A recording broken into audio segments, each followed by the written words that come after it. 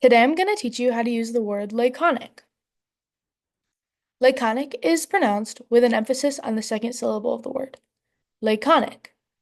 It's an adjective usually used to describe the way someone speaks, and its definition is using few words to express what you mean. A gesture for laconic might look like this or like this to express few or not many words. If you were to use laconic in a sentence, you might say something like, his laconic answer made it seem like he lacked interest. If you're talking to someone about something that interests you and they give you a short or laconic answer, they're probably not very interested or they don't really know very much about the topic. Another example might be, she doesn't talk much. She's known to be laconic. Someone who's described as laconic usually doesn't say much, and when they do talk, they're very concise, straight to the point. Someone may be described as laconic if they're shy. Someone who's shy usually doesn't want very much attention on them, and so they don't really say very much. When they do talk, it's pretty straight to the point, so people aren't really listening to them or looking at them too much. Another example might be if you're angry. Like me, for example. When I get mad, I usually get kind of closed off, shut down a little bit. So when I do talk, it's pretty straight to the point because I'm trying not to start any more arguments.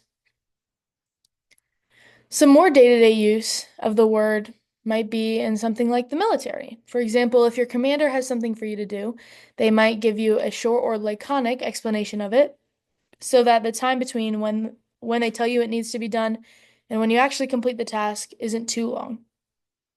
Another use of the word might be in the explanation of a book or a movie. If you ask your friend to explain a book or a movie to you that you want to enjoy, you don't want them to spoil too much of it. You don't want them to give you too much of the plot. So you might ask them to give you a laconic explanation so that you get to sit down and enjoy it by yourself without having it spoiled for you. Another example might be in humor.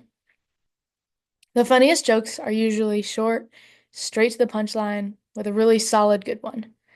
So you don't want it to be too long, or your audience is going to lose interest. So you might make a laconic joke so that it's funny and people don't lose interest. Now you use it.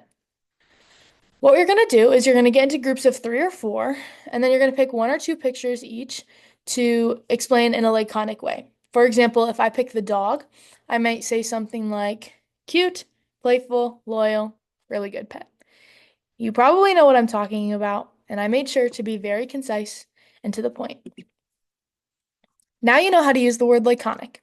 To remind you, the definition is using few words to explain what you mean.